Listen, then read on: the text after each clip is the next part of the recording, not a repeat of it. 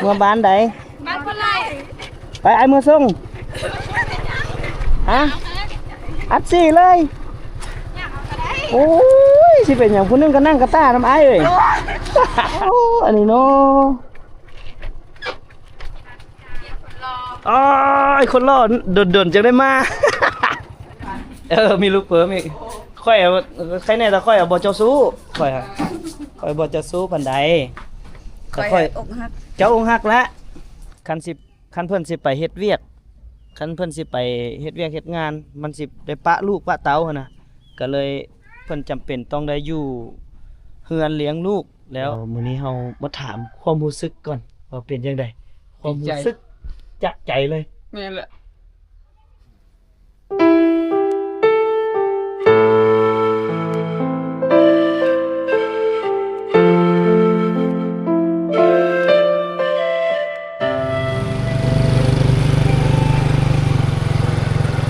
เอาออกบ่นี่แล้วเอาไปเซตอวันนี้โอ้ยไปทิ่มวะ โอ้ทำความสะอาดคลองน้ำคลองระบายน้ำพี่น้องโอ้ดีให้น้ำได้ไหลโอ้หลายอย่าคือเอาไปป้านน้ำท่วมนี่แหละ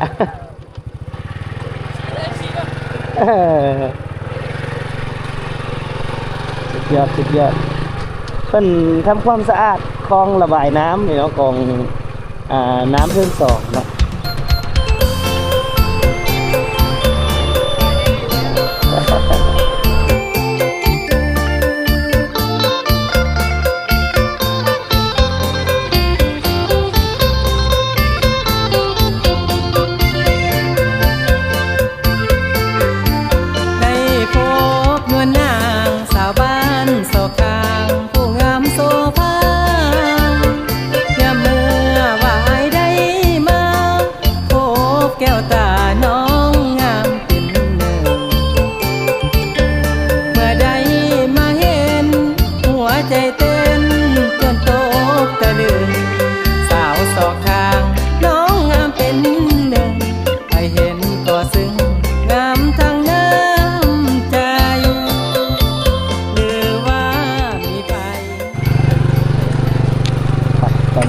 มาฮอดมหาชัยเป็นกำลังก่อสร้างเส้นทางเนาะพี่น้องเนาะเป็นเฮ็ดทางคอนกรีต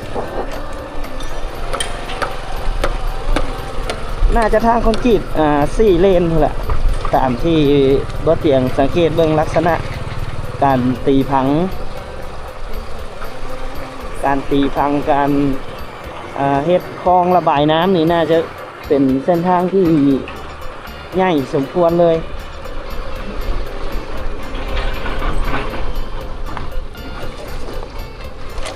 ไปทางไหนขึ้นนี่ได้บ่ทางเวียนเดี๋ยวเข้าไปทางนี้เอาคือว่าจุดนี้ก็เป็นจุดที่เพิ่นกำลังก่อสร้างเนาะจึงเฮ็ดให้การสัญจรไปมากอัตคัดพอสมควรเลย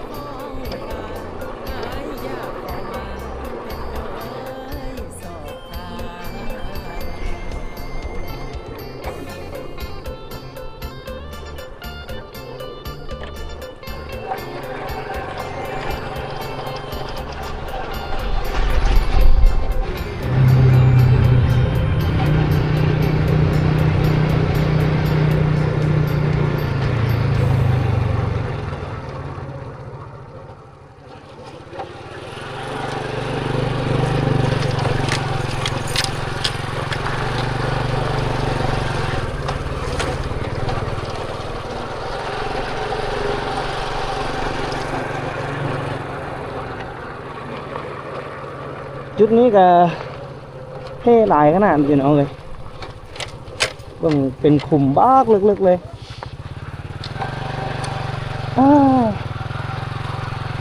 การสัญจรไปมาช่วงหน้าฝนนี่ก็ถือว่าลำบากแห้งนะ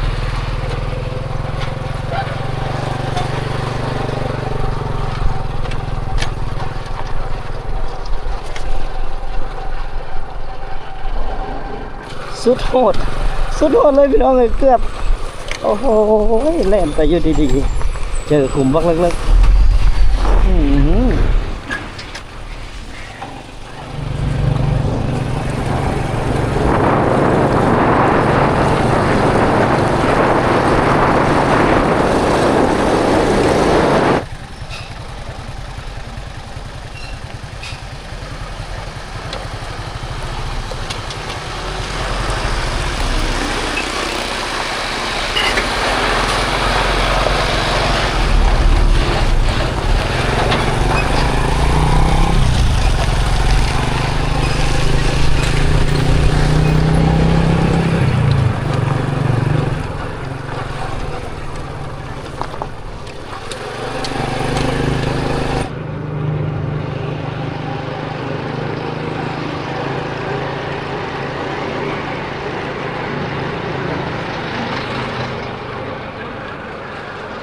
เส้นทางกำลังก่อสร้างกำลังปรับปรุง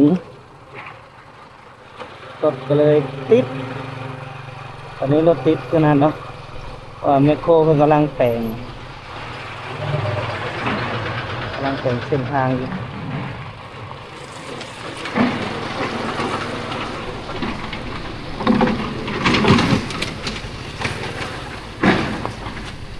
สบายดีกำลังปรับปรุงเนาะกำลังแปลงจุดที่มันเป็นกลุ่ม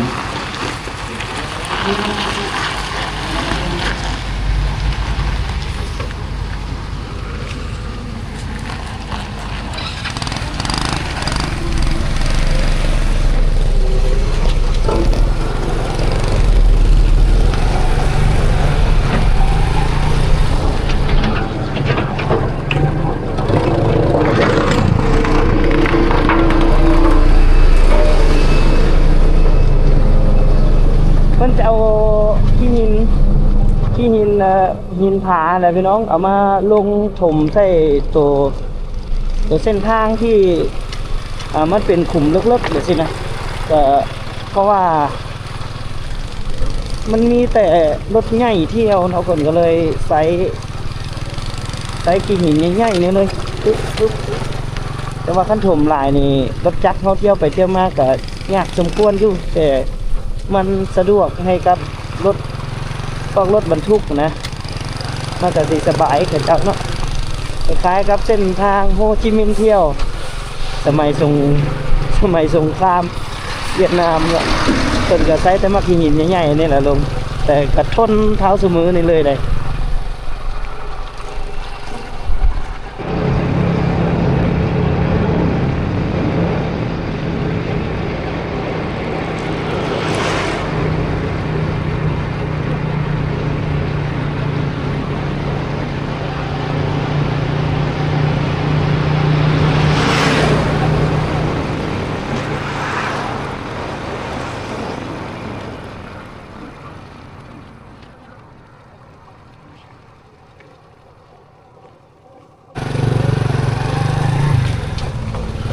เดี๋ยวพวกเราเข้าไปบ้านแตนจักหน่อยนึงบ้านแตนเมืองมหาไซแข่งขมวน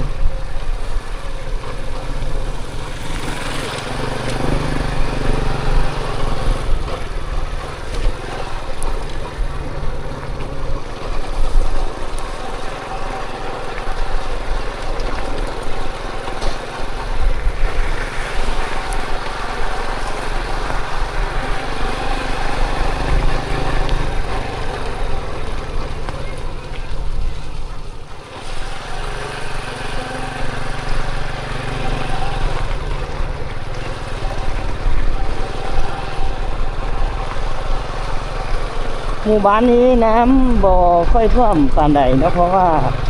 เป็นบ้านที่พระเจ้ากะพื้นที่จะสูงกว่าบ้านอื่นอีกอย่างกับบ่ได้อยู่ใกล้สายห้วยน้ำใหญ่ๆนะก็เลยเฮ็ดให้น้ำบ่ท่วมบ้านพระเจ้า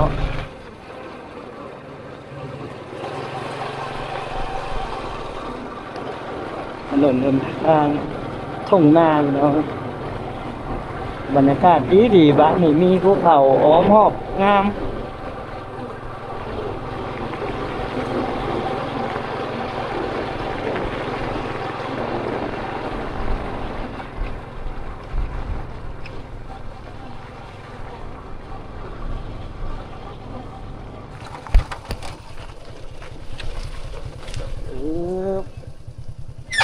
ฮอด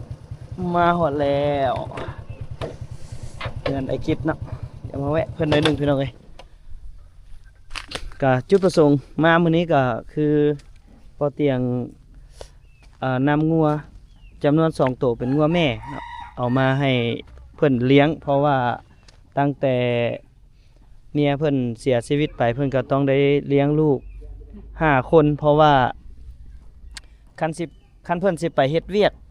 คันเพิ่นสิไปเฮ็ดเวียกเฮ็ดงานมันสิได้ปะลูกปะเต้าหั้นนะก็เลยเพิ่นจำเป็นต้องได้อยู่เฮือนเลี้ยงลูกแล้วคันซั้นแล้วเพื่อแก้ไขปัญหาที่ว่าซอยครอบครัวเพิ่นให้เพิ่นได้อยู่กับลูกเพิ่นหั้นบ่เตียงจึงตัดสินใจเอางัวนี่แหละเลี้ยงสัตว์นี่แหละเป็นวิธีที่แก้ไขให้กับครอบครัวเพิ่นเป็ดมาอุ่น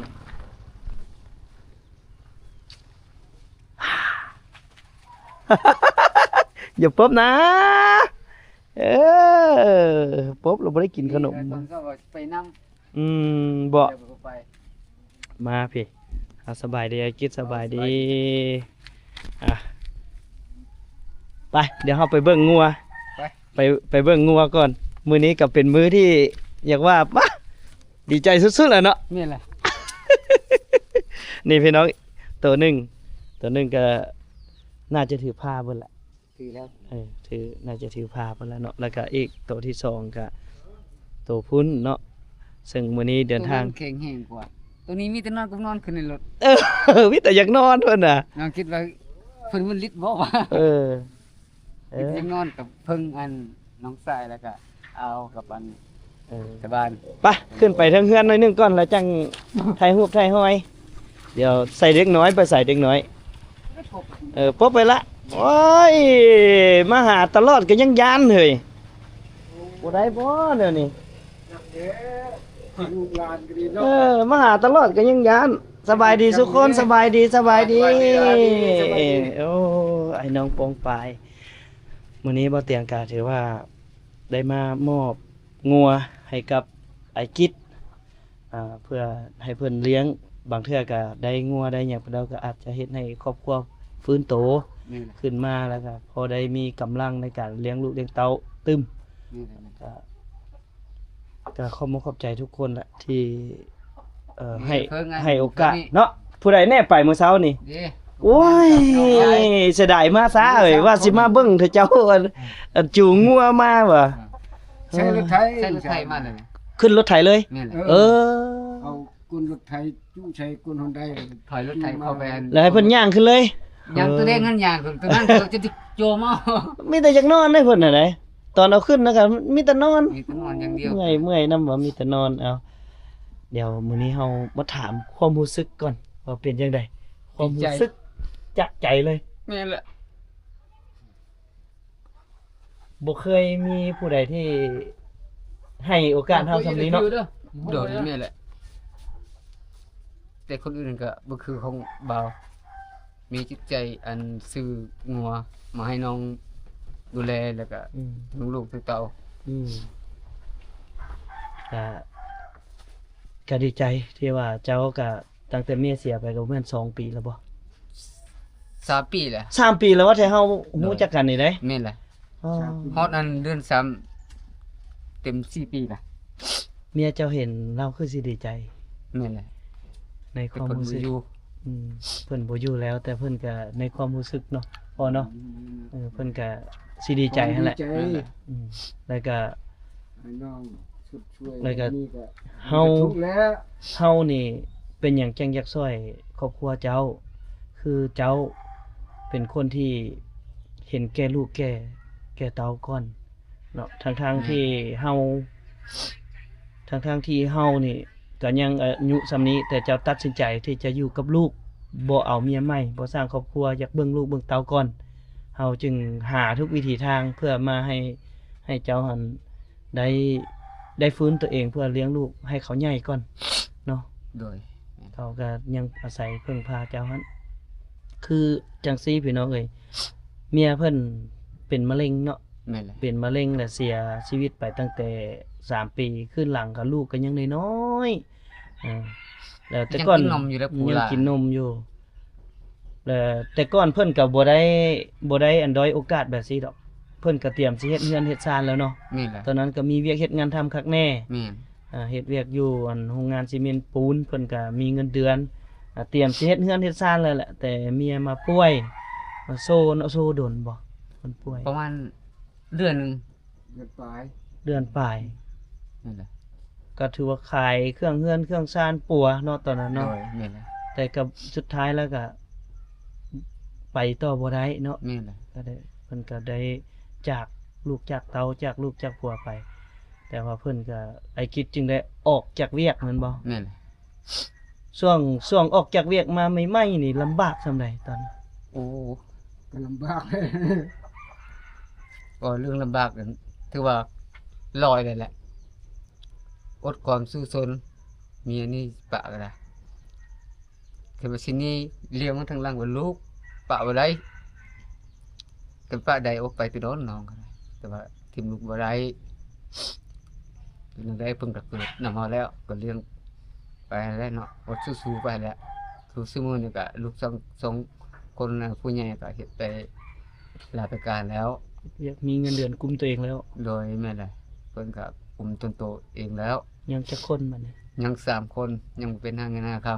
ำ ยัง3คนนี่คือยังน้อยผู้หญิงเบิดพี่น้อง แม่น ลูกสาวเพิ่น5คนปีนี้เพิ่นสิเข้าโรงเรียนจักคน คือว่า2คนนั่นแหละ 2คนเนาะ รวย คนหนึ่งหั่นเพิ่น ผู้ลากับผู้อันเจ้าอันว่าจะได้เกิดวันสิบวันแหละ อ่า ผู้ ผู้ นั้ นั้น นเข้าเนาะ โดยอาจจะรถบ่เป็นหมดแล้ว อืม เป็นกว่า10เทื่อแล้วเป็นรถที่ อื ว่าม มัน เป็น มัน แล้ว แม่นมันก็ยากอยู่ เพราะว่า จนใดก็อดทนเอาหั่นแหละเนาะ โดย เพราะว่าทุกสิ่งทุกอย่างก็เฮาก็ได้สู้บุกบืนด้วยตัวเองนํบ่เตียงก็พยายามซอย โดย ซอยแต่เจ้าแบบสิล่ะก็ขอให้สู้ๆไป ตอนนั้นหั่นคือไปหาอยู่หากินบางเทื่อเจองูก็จนได้เอางูมาปิ้งสู่ลูกกินพุ่นแหล้วเนาะ โดยแม่นแหละ ความอึดความหิวในช่วงนั้น ความลำบากกับหัวใจเลย มีหยังทุกกระป๋อมเอากระป๋อมมาพาลูกกินที่ช่วงนั้นน่ะช่วงมามีใหม่หั่นแหละ วันนี้ลูกเพิ่นยังน้อยเนาะไปหา แต่ว่าลูกเพิ่นน่ะก็เป็นดำให้ดำหน้าบ่ได้พี่น้องฮู้จักมีฮอดอันน่ะฮู้ฮอดว่าไปรับจ้างแม่นบ่ แม่นแหละ เออ ไปหาทับจางแล้ว แล้วเข้าหน้าเฮานี่เข้าหน้าเฮานี่กุมกินจักเดือน แล้วยังขาดจักเดือน ประมาณเดือน11แล้วก็ขาด อืมฮอดเดือน 12แล้วก็ได้ซื้อแหละ 11เดือน12แล้วต้องได้ดิ้นรนหาซื้อ โดยแม่นแห หา ละ เงินรับจ้างมาซื้อเนาะ โดยแม่นแหละ เดือน12เดือนหนึ่ง แม่นแหละ จนฮอดเดือนใดจนฮอดเก็บเกี่ยว จนฮอดเก็บเกี่ยวพุ่นละ ว้าวเอาแสดงว่าข้าวเฮานี่ได้กินเพียงแต่เดือน2เดือนนึงเนาะ แม่น อ๋อได้จักเป่าซั่นน่ะ พี่ไก่นี่ได้47เป้า โอ้47เป่าปั่นอ้ายปั่นน้องนำหวานหรือว่าจังไดหรือว่ากินแต่เฮา ให้น้องสาวหลานี่เด้ โอ้ได้แบ่ง โอ้ยัง กั มาน นี่นะ ได้แบ่งกัน คือนานั้นเฮ็ดนํกันกับไอ้น้อง เฮ็ดผู้เดียว เฮ็ดผู้เดียว แม่นเฮ็ และ ดหน้าเมีย แล้วได้เข้าได้ผลผลิตมากับปั่นไอ้น้องกินนํ โดยนั่นแหละ บางทีน้องใส่อันบ่มีก็ให้เพิ่นเป่าหนึงเด้สูงกว่านี้ ก็ได้เบิ่งแย่งกันหั่นแหละเนาะเฮ็ดอะไรซะไอ้น้องเดียวเอาจังไดก็มื้อนี้มามอบงัวให้คิด2โตวเอาแล้วก็บ่เตียงสิว่าจังซี่เรื่องงัวเนาะเรื่องงัวนี่ก็เรื่องให้น่ะก็ให้เลยหั่นแหละ โดย แต่ว่าเรื่องการนำไซหรือว่าการเลี้ยงการเบิ่งกันแย่งกับฝากกับเจ้าให้ดูแลให้ดีที่สุด โดย เพราะว่านี่ก็คือมันเป็นทุนของส่วนรวมผู้ใหญ่เพิ่นเอาให้เพิ่นก็อยากให้ครอบครัวไทเจ้าหั่นมีได้กุมตัวเองในอนาคตนั่นแหละและสิ่งที่เจ้าคือเจ้าเสนอเองว่าถ้ามีสัตว์เลี้ยงโดยประเภทงัวเนาะ โดย ก็สิเฮ็ดให้ก็อาจจะช่วยให้ชีวิตเฮาดีขึ้น แม่น เนาะในมือก่อนหั่นนะ โดยม่น แล้วบ่เตียงก็ได้เอามาให้แล้วแต่สิ่งที่บ่เตียงอยากเว้าก็เป็นสักขีพยานนำกับทั้งอ้ายทั้งน้องเด้อก็คืองัวนี่แหละเอามาปุ๊บก็คือบ่ให้ขาย ว่าในนั้นซะเนาะอันนี้ก็ฮู้อยู่ดอกว่าเจ้าบ่ขายนะแต่ว่า เว้า เว้า น้องบ่ขายดอก เอ โอ้ อ แต่อยากให้มันเป็นความทรงจำมันเป็นมูลจากใจของเบ้าเตียงเอาให้เจ้า โดยนั่นแหละ แล้วให้เจ้ารักษาให้ดีที่สุดยกเว้นแต่ว่ามันป่วยมันโซมันตายโดยธรรมชาติอันนี้เฮาหลีกเลี่ยงบ่ได้ นี่แหละ แต่เด็ดขาดคือบ่ให้ขายเนาะมีหยังสิเฮ็ดหยังเป็นหยังก็คือต้องได้โทรบอกกัน โดย เพราะว่าหยังเฮาก็ต้องได้บอกผู้ใหญ่ที่ให้เฮาอีกคือกัน โดยนี่ จังน้อยมาเพิ่นถามเพิ่นมาเยี่ยมยามเพิ่นถามงัวไปใส่เฮาบ่มีคำตอบให้เพิ่นบ่ได้เด้ นี่แหละ แม่นเลยแม่นเลย มันเป็นอันนี้เนาะเอาขัดสั้นกับฝากนำซำนี้แหละพี่น้องเอ้ยครับไอคิดดีใจที่ได้ซอยเพิ่นขอบใจทุกคนที่ติดตามขอบใจทุกคนที่ช่วยเหลือสบายดี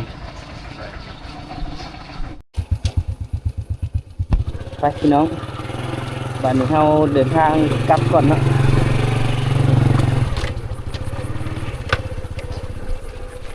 งัวที่บ่เตียงทำเอามาให้เพิ่นเลี้ยงเดี๋ยวเฮาไปต่อบ้านนาดีเนาะเดี๋ยวไปเล่นอยู่บ้านนาดีจังหน่อยหนึง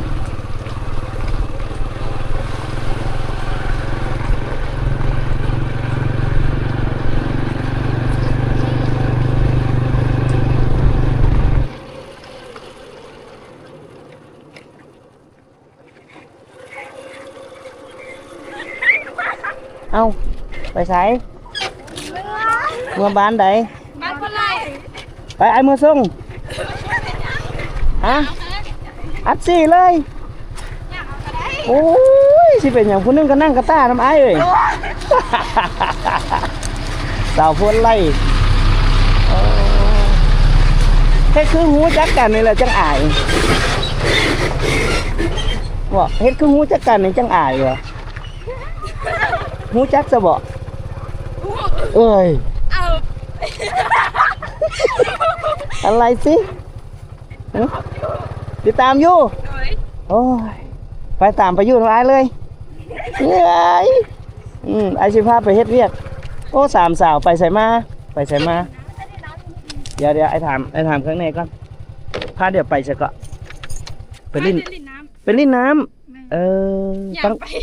ย่างไปลิ้นไปอาบน้ำแล้วก็ย่างเมื่ออีกอัน3 ลัก 4 ลักนี่ได้เหงื่อแตกอีกคือเก้าน้องเอ้ยอยู่ไกลบ้านหั่นบ่มีวะห้วยบ่มีเนาะ บ่ พ่นไล่นี่เข้าไปทางนี้แม่นบ่หรือเข้าไปทางนี้ทางพี่เนาะกายบ้านกวนควายไป โดย ปอดโตมันบ่ได้ไกลได้น้องเอ้ย อยากไป อืม เริ่มรถไปกาแฟ รถไฟกาแฟก็เลยพากันตัดสินใจย่างมา แม่น อืม มีแต่รถอย่างซอด โอ้เส้นทางยากเกินเนาะเอาขอให้สู้ๆไอหูแหละถ้าเจ้านี่ย่างไปแบบอาศัยจอบแนมเบิ่งผู้เฒ่าโซเฟอร์รถแม่นบ่ไอหูทานแม่นบ่ ความจริง ความจริงโอเคไอไปก่อนเด้อไอเตียงข้ามไปก่อนเด้อขอบใจบ๊ายบายอย่าลืมแซ่ให้หน่อยเด้อไปสาวๆบ้านโพนไร่นะฮะกันทุกคนเลย เดี๋ยวเราเข้าไปบ้านนาดีบ้านโพนไร่นี่กายบ้านนาดีไปประมาณ3 ลัก 4 ลักกูได้พี่น้องบ่แม่นไกลๆเด้อแต่เขาเจ้าก็ยังย่างมานะบ่เตียงก็แซวไปว่ามาจอบเบิ่งผู้เฒ่าอันน่ะโซเฟอร์บ่ว่ะเอ้าแม่นผู้ใดเนาะอันนี้เนาะอ๋อไอ้คนรอดนจังได้มา ถ้าชอบยอกสาวพ้นไล่ก็สาวพ้นไล่กำลังย่างมามาถามข้าวคนรอเขาก็เป็นจังไดเอาคนนี้ก่อนสบายดีก่อนอะไร 2 มือนบขึ้น2 มือนบขึ้นสบายดี น้องเป็นสาวบ้านนาดีผู้บ่าวบ่มีย้อนว่ายังน้อย เอาตลาดน้อยบ้านนาดียินดีต้อนรับพี่น้องเอ้ยก็ขายหน่อไม้ช่วงนี้ก็เนาะยามนี้ก็สิมีแต่หน่อไม้นี่ล่ะมีลูกเปิ้มอีก ค่อยเอาใครแน่แต่ค่อยเอาบ่เจ้าสู้ค่อยฮะค่อยบ่เจ้าสู้ปานใดแต่ค่อย อกหัก เจ้าอกหักแล้วโอ้ยเมื่อยนำคนอกหักนี่เด้ อกหัก อกหัก อกหักบ่มีเงินใช้ โอ้โหว้ายบ่แม่นแล้วพี่น้อง หัว เอ้ย ใจบ่มียา เงินใช้บ่มีเหรออกหักโอ้ ยามันหัวใจบ่มีอกหักแต่บ่มีเงินใช้ อกหักบ่มีเงินใช้เอาขอให้สมฮักสมหวังในอีกไวๆนี้เด้อรอติดตามตอนต่อไปตำนานฮักผู้ใหญ่บ้านว่าไปก้อนบ้านนี้เด้อเข้าในบ้านกันเด้อว่าอันนี้นี่ไปเตะเอาอยู่จะว่าได้ว่ากวนหยังก็กวนเตยนะกวนหยังเนาะฮะ คนในหัว กวนหลายกวนแล้วพี่น้องเอ้ยชื่อบ่ได้ดอกบัดนี้คำศัพท์ที่เขาเจ้าบอกบ่เตียงน่ะบ่เตียงก็ยังงงอยู่ เพราะมันเป็นศัพท์ท้องถิ่นเนาะเฮาเคยเอิ้นมันบ่บัดนี้มาแปลเป็นแบบลาวๆนี่บ่ได้อีกมันบ่แปลแบบเอาแบบเอิ้นแล้วเข้าใจนะแต่ชาวบ้านเขาเจ้าเอิ้นอีกแบบหนึงนะคือกวนเตยนี่ยังฮู้อยู่แล้วว่ามันน่าจะมีเตยหลายเนาะเป็นป่าเตยเนาะ คนไม่หัวก็ไม่หัวลาย ไม่ฮวก ลาย ไม่ฮวกแบบใดไม่ฮวกหน่อไม้ หน่อไม้หัวคือ เออหน่อไม้ฮวกฮู้แล้วบัดนี้แสดงว่า แม่ ทุกสถานที่ที่เพิ่นตั้งชื่อก็คือขึ้นกับสิ่งของที่อยู่ในหั่นหรืออาจจะตั้งชื่อตามพืชตั้งชื่อตามห้วยลักษณะแบบนี้เนาะคือสมมุติ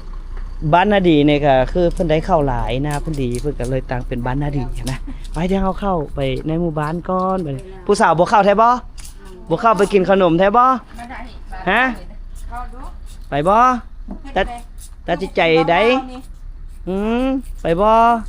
สิไปจอบ นั่งทำไมกันนั่นแหละ สิไปจอบกินข้าวอันสาวใหญ่ก่อน เพิ่นเฮ็ดหยังกินเนาะไปติดตามเบิ่งพี่น้องบ้านนี้เข้าไปในบ้าน